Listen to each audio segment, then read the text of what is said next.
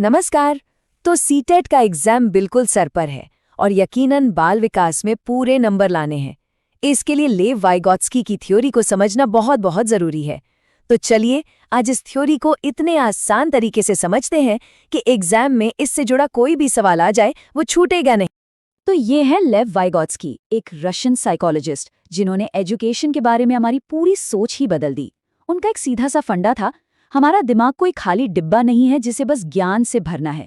नहीं, हमारा दिमाग हमारी समाज, हमारी संस्कृति और लोगों से हमारी बातचीत से बनता है। उनकी ये एक लाइन याद रखिएगा कि हम पहले सामाजिक होते हैं, बाद में व्यक्तिगत। यही उनकी पूरी थ्योरी की जड़ है। तो इनकी थ्योरी का नाम क्या है? इसका नाम है सामाजिक सांस्कृतिक सिद्धांत। मतलब जैसा नाम वैसा काम। ये थ्योरी कहती है कि सीखना कोई अकेले में बैठकर करने वाली चीज नहीं है। बच्चा जो कुछ भी सीखता है वो अपने समाज और अपनी संस्कृति के साथ मिलकर ही सीखता है। अब आता है असली मजा। यहाँ पर एजुकेशन साइकोलॉजी के दो सबसे बड़े नामों पियाजे और वाइगॉत्स्की में एक बहुत बड़ा टकराव देखने को मिलता है।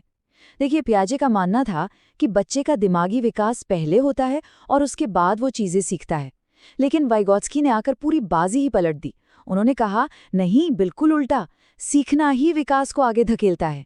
ये एक बहुत बड़ा आइडिया था जिसने पूरी दुनिया में एजुकेशन को देखने का नजरिया बदल दिया।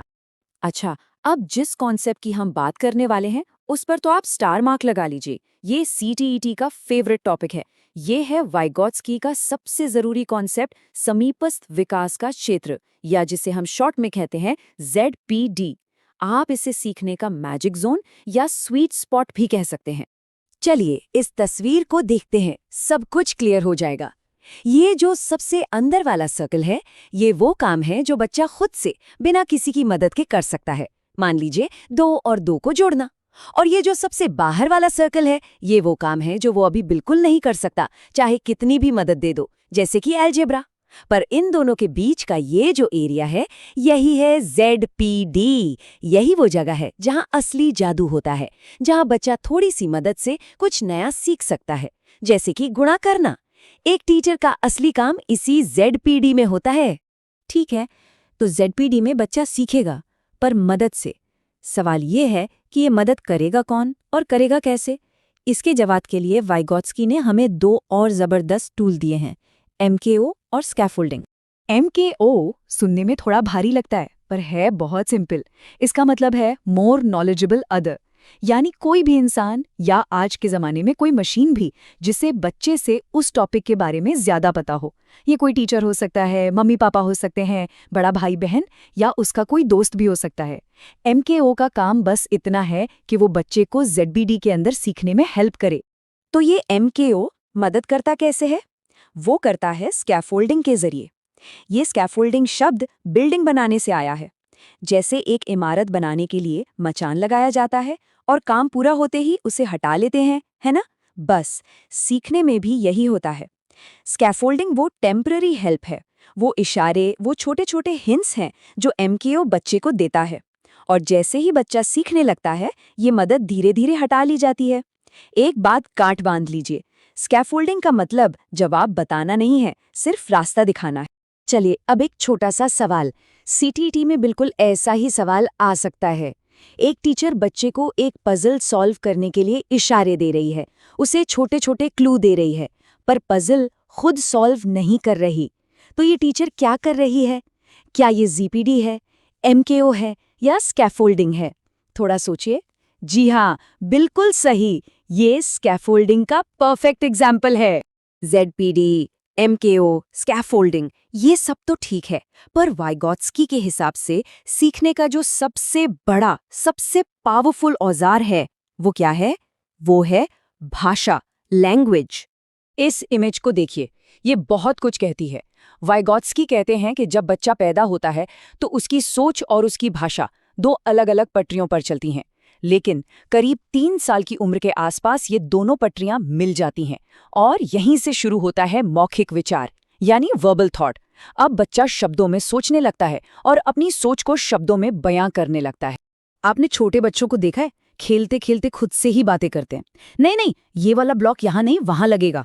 हमें लगता है बच्चा बस यूं ही बोल रहा है, पर वाइगॉत्स्की कहते हैं, रुको, ये बहुत जरूरी चीज है। इसे वो कहते हैं प्राइवेट स्पीच या निजी वाक। बच्चा असल में खुद से बात करके खुद को गाइड कर रहा है, अपनी सोच को डायरेक्शन दे रहा है।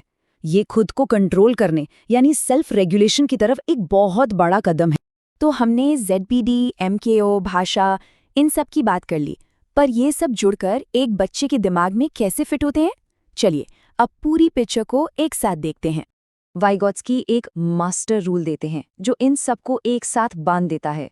वो कहते हैं कोई भी स्किल बच्चा 2 बार सीखता है। पहली बार लोगों के बीच में यानी सामाजिक स्तर पर, इसे कहते हैं इंटरसाइकोलॉजिकल, और फिर दूसरी बार वही स्किल बच्चे के दिमाग के अंदर चली जाती है, वो उसे खुद करने लगता है, इसे कहते हैं इंट्रासाइकोलॉजिकल। इसी बाहर से अंदर जाने के प्रोसेस को आंतरिकरण या इंटरनलाइजेशन कहते हैं। मतलब जो ज्ञान पहले समाज का था अब वो बच्चे का अपना हो गया। Exam alert! अब जो हम डिस्कस करने जा रहे हैं ये सीटेट का हॉट टॉपिक है। सवाल यहाँ से बनता ही बनता है, वाइगोत्स्की बनाम पियाजे। चलिए इन दोनों के विचारों को फटाफट कंपेयर करते हैं। पियाजे के लिए बच्चा क्या है? एक नन्हा वैज्ञानिक जो अकेले खोज करता है। वाइगोत्स्की के लिए एक सामाजिक शिक्षार्थी जो दूसरों से सीखता है। सबसे बड़ा झगड़ा, पियाजे ने कहा विकास पहले, सीखना बाद में। वाइगोत्स्की ने कहा नहीं, सीखना ही विकास का इंजन है। प्राइवेट स्पीच, पियाजे के लिए ये बचपना है, वाइगोत्स्की के लिए ये दिमाग का एक पावरफुल टूल है। और आखिर में संस्कृति, पियाजे ने इसे ज्यादा महत्व नहीं दिया, पर वाइगोत्स्की के लिए संस्कृति ही सब कुछ है। ठीक है, इतनी सारी थ्योरी पढ़ ली, पर इसका क्लासरूम में क्या काम? एक टीचर के तौर पर ये हमारे लिए क्यों जरूरी है? आज जो हम क्लास में ग्रुप प्रोजेक्ट्स करवाते हैं, बच्चों को साथ मिलकर पढ़ने को कहते हैं, ये सब कहाँ से आया? ये सब वाइगोत्स्की की ही देन है। उनकी थ्योरी हमें बताती है कि टीचर का काम सिर्फ बोर्ड पर लेक्चर देना नहीं है। टीचर एक फैसिलिटेटर है, एक गाइड है, जिसका काम है बच्चों के लिए सीखने का सही माहौल बनाना और ज़रूरत पड़ने पर सही स्कैफोल्डिंग देना। और एक और बात, दिव्यांगता को लेकर भी वाइगोत्स्की अपने समय से बहुत आगे थे। उन्होंने कहा कि हमें बच्चे की कमी पर फोकस नहीं करना है, बल्कि उसकी क्षमता पर करना है। प्रॉब्लम बच्चे में नहीं है, प्रॉब्लम उस सिस्टम में है जो उसे सीखने के लिए सही टूल्स और मौके नहीं दे पा रहा। और आखिर में वाइगोत्स्की की पूरी थ्योरी का निचोड़ उनकी इस एक लाइन में है, हम दूसरों के माध्यम से ही स्वयं बन पाते हैं। मतलब हम जो कुछ भी बनते हैं वो दूसरों के जरिए ही बनते हैं।